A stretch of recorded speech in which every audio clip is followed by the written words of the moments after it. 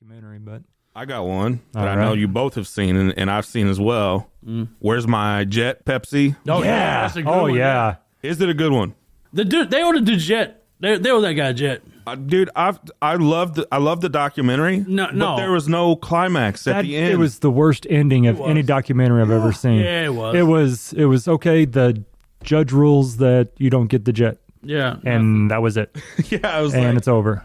even if he didn't get the jet, I needed more or needed something. It was not the closure I needed because Right, closure. I mean it's 4 episodes. They were 45 minutes each, and it was late one night, and I watched it. I stayed up late watching it. I'm not that type of guy. I usually don't do that, but for some reason, I was just enthralled by it. I guess maybe it's because it happened during my growing up in the 90s. Yeah. That was I was getting into not my prime, but I was in my teen years. And because I can remember that commercial, I can remember the Cola Wars. I can remember Pepsi trying to come in and take over Coke. I don't remember the commercial, but when they were talking about that little pamphlet booklet thing, I remember that. Yeah, I remember that you could, I want the shirt or I want the cooler You ever or whatever. watched the one like that on HBO, the McDonald's Monopoly one? no, I haven't. That one's good, man. This dude had to. Well, I don't need to spoil it, but yeah, you got to watch that one.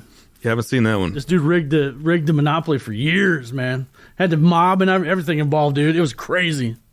Man, I love the Pepsi one. It's just I needed a little bit more. I needed a little bit more. Even if he doesn't get it, I don't know. I don't know what it needed, but it needed They something. could have done the end differently. Done something there. Yeah. How about the biggest fuck you ever? He writes in, or he's like, "Hey, I'm expecting my jet," and they send him 2 coupons for like a 12-pack. Yeah. Like, Yeah. what? Yeah, it was like 2 cases of Pepsi.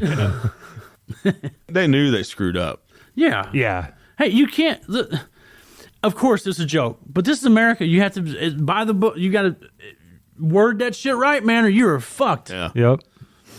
I don't know. I just love stories like that where guys kind of work the system a little bit and throw it back to the man, I guess. Right. I was a big follower of like the GameStop stuff with the stock market. Oh, yeah. Right. It was a whole crazy thing. And I even have a few things around the studio here.